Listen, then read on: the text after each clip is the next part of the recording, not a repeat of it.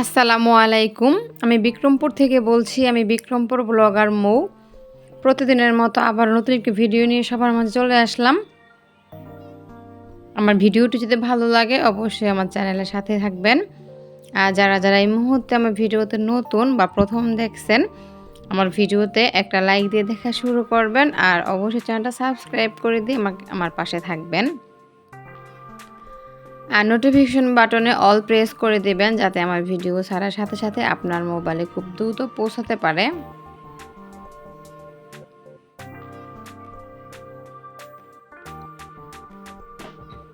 তো এখন তো সকালবেলা ঘুম থেকে অলরেডি উঠে গেছি। উঠে একটু বাইরে হাঁটাহাঁটি করছি। সকাল থেকে দেখা যায় ঘুম থেকে ওঠার পরে একটু বাইরে হাঁটলে মনটা খুবই ফ্রেশ লাগে। তারপরে তো রান্নাঘরে চলে আসব। আজকে হচ্ছে নুডলস তৈরি করছি, মানে ম্যাগি নুডলস। তো সকালে নাস্তা আসলে এটাই করব। আমার হাজব্যান্ডে যেহেতু চলে গেছে, সকালে নাস্তা উনি করেনি, তো ভাবছি বাচ্চাদের নিয়ে আমি করে নেব। তাই জন্য ভাবলাম নুডলস করে নিই। বাচ্চারা যেহেতু নুডলস খাবে, এই জন্য ভাবলাম যে নিজের জন্য হয়তো আবার অন্য কিছু তৈরি না করে একদম একটু নুডলসই তৈরি করে নিই, যাতে একবারেই নাস্তাটা তৈরি করতে পারি আর দুই ধরনের নাস্তা ঝামেলা করতে না হয়। তো এখানে হচ্ছে 3টা নুডলসের প্যাকেট নিয়েছি আর 3টা ডিম নিয়েছি। তো অলরেডি হয়ে গেছে, তেমন একটা ঝাল দেইনি যাতে বাচ্চাদের খেতে অসুবিধা না হয়। বাচ্চারা তো তেমন একটা ঝাল খেতে অভ্যস্ত নয়। রান্নাটা তো অলরেডি আমার হয়ে আসছে। তারপরে হচ্ছে সার্ভ করে দিব, টেবিলে নিয়ে যাব, বাচ্চাদেরও দিয়ে দেবো, প্লাস আমিও খেয়ে নেব। তো সকাল সকাল দেখা যায় মাঝে মধ্যে একটু ভিন্ন রকমের খাবার খেতেও কিন্তু খারাপ লাগে না। একঘেয়েমি খাবার দেখা যায় নিয়মিত খেলে একদম রুচি অভিরুচি হয়ে যায়, খেতে একদমই ইচ্ছে করে না। তাই ভাবলাম যে আজকে নুডলসটাই তৈরি করে নিই, একটু খেতে ভালো লাগবে। আর বাচ্চারা তো দেখা যায় এক ধরনের খাবার নিয়মিত খেতেই চায় না, প্রত্যেক দিনই তাদের নতুন নতুন বায়না থাকে, নতুন নতুন খাবার তৈরি করতে বলে। আর এদিক থেকে হচ্ছে নুডলসে যে মশলাগুলি ছিল তো ওইগুলি দিয়ে দিলাম। তো নুডলসের মশলাটা যদি না দিই তাহলে নুডলসের আসলে ফ্লেভারটা আসলে পাওয়া যায় না, এই জন্য এটা দিয়ে দিলাম। তো খাবারটা তো অলরেডি আমার তৈরি হয়ে গেল। এখন তো টেবিলে নিয়ে আসছি বাচ্চাদের জন্য, বাচ্চাদের প্লেটে দিয়ে দিব আর আমারটা হচ্ছে আরেক সাইডের প্লেটে নিয়ে নেব। তো বাচ্চাদের খাবার যেহেতু একটু ডেকোরেশন করলে বাচ্চাদের খুবই ভালো লাগে। আর আমার ঘরে তো দেখা যায় সস ছাড়া কোনো ধরনের খাবার খেতে ভালোই লাগে না, মানে যেসব খাবার হচ্ছে নুডলস, চাউমিন প্লাস হচ্ছে যে কোনো ধরনের শুকনো স্ন্যাক্স জাতীয় কোনো খাবার, তো ওইগুলি দেখা যায় সস খেতেই হয়। তো সস মোটামুটি আমার ঘরে সবসময় থাকে। আর নুডলসে তো দিতেই হবে, তা না হলে বাচ্চারাও খাবে না, প্লাস আমারও একদমই ভালো লাগে না সস ছাড়া নুডলস খেতে। এজন্য হচ্ছে বাচ্চাদের দিয়ে দিচ্ছি আর জাস্ট একটু ডেকোরেশন করে দিচ্ছি দেখার সুবাদে। বাচ্চারা দেখা যায় একটু ডেকোরেশন করে দিলে ভাবে যে খাবারটা খুব ইয়াম্মি। আসলে খাবার ইয়াম্মি বলতে খাবারের সাথে একই, ডিফারেন্ট কিছু না, দেখতে একটু ডিফারেন্ট, একটু সাজিয়ে গুছিয়ে দিলে দেখতে খুব ভালো লাগে আর বাচ্চাদের আসলে একটু আকর্ষণ করে, মানে আকর্ষিত হয় বাচ্চারা, ভাবে যে না জানি কি, কিন্তু আমরা বড়রা যেন বুঝি আসলে সেম জিনিসই একটু ডেকোরেশন করলে জাস্ট বাচ্চাদের একটু আকর্ষণ করে জিনিসটায়। তো এই জন্য একটু স্মাইল দিয়ে দিলাম বাচ্চাদের জন্য।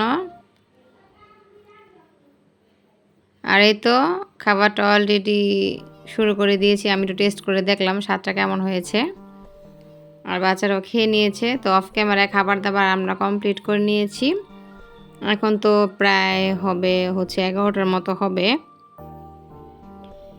এদিক থেকে আমি একটু বাইরে আসলাম, তো এসে দেখি ওয়েদারটা একটু মেঘলা মেঘলা ওয়েদার, কিন্তু গরম কিন্তু আছে। গরম যে একেবারে কমে যাচ্ছে তা কিন্তু নয়, কিন্তু আজকে সূর্যটা একটু মেঘলা মেঘলা দেখা যাচ্ছে।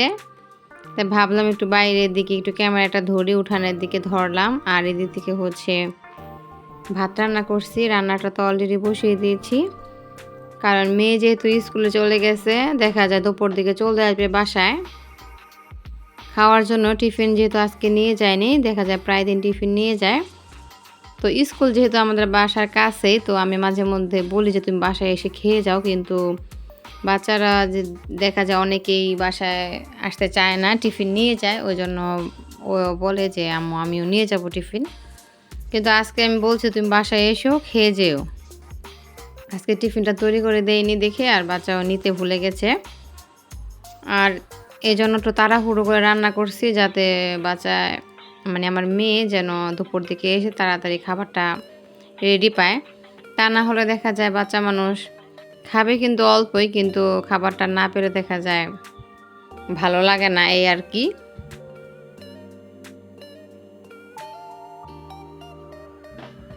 আর এদিক থেকে হচ্ছে আজকে রান্না করব হলো করলা ভাজি। করলাগুলো দেখা যায় ফ্রিজেই ছিল, নষ্ট হয়ে যাচ্ছে। দেখা যায় একসাথে অনেকগুলি সবজি আনা ছিল ফ্রিজে।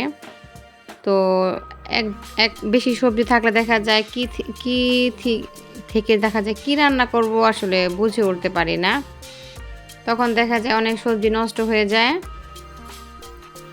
এজন্য দেখা যায় আজকে করলা ভাজিটা করার চেষ্টা করলাম। দেখলাম যে করলাগুলো একদম পেকে যাচ্ছে। এখন যদি না ভাজি করি তাহলে এটা নষ্ট হয়ে যাবে।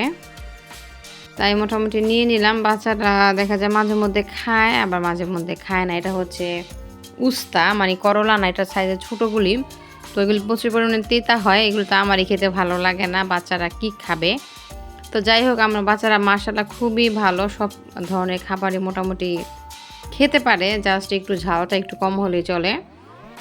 তো করলা ভাজিও বাচ্চারা মোটামুটি খায়। বিশেষ করে বড় করলাগুলি হলে খায়, কিন্তু উস্তেগুলি একটু তিতা, একটু আনইজি ফিল করে, মানে খেতে চায় না। আমি পছন্দ করি না, বাচ্চাদের আর কি বলবো।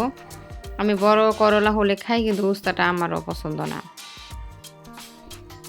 তো এদিক থেকে তো কথা বলতে বকবক করতে করতে তো আমার দেখা যায় করলা ভাজিটা অলরেডি হয়ে গেছে। এটা আমি সাইডে একটা বাটির মধ্যে বেড়ে দিলাম।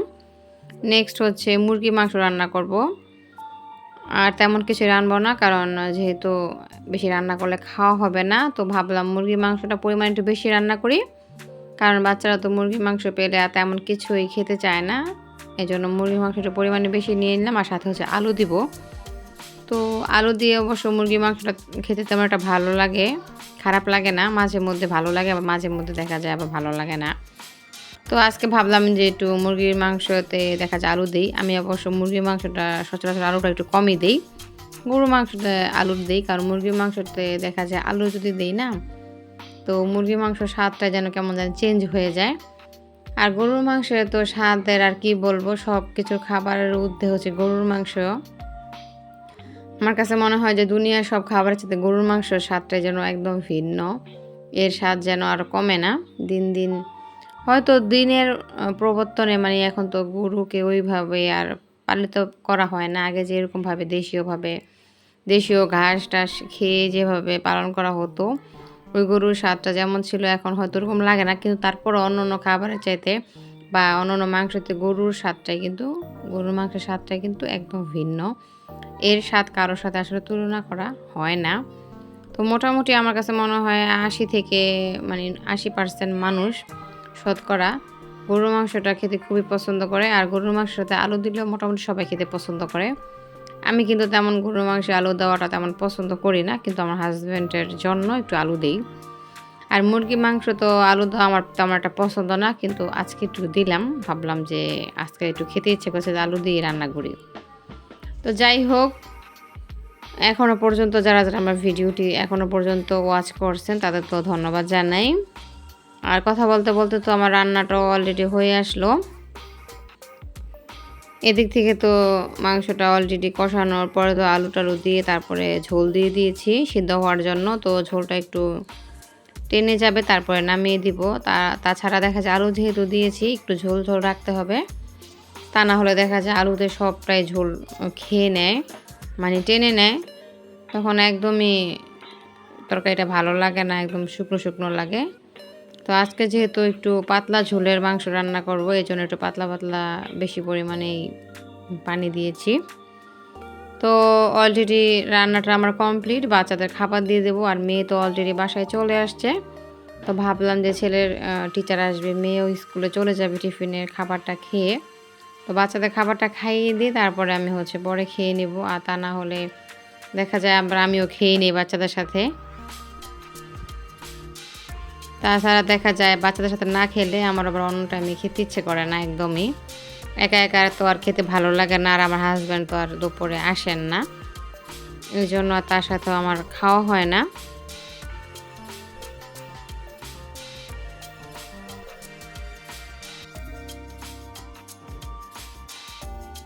আর এখনো পর্যন্ত যারা আমার ভিডিওটি উপভোগ করছেন তাদের তো ধন্যবাদ জানাই। যারা আমার চ্যানেলে নতুন, অবশ্যই চ্যানেলটা সাবস্ক্রাইব দিয়ে আমার পাশে থাকবেন।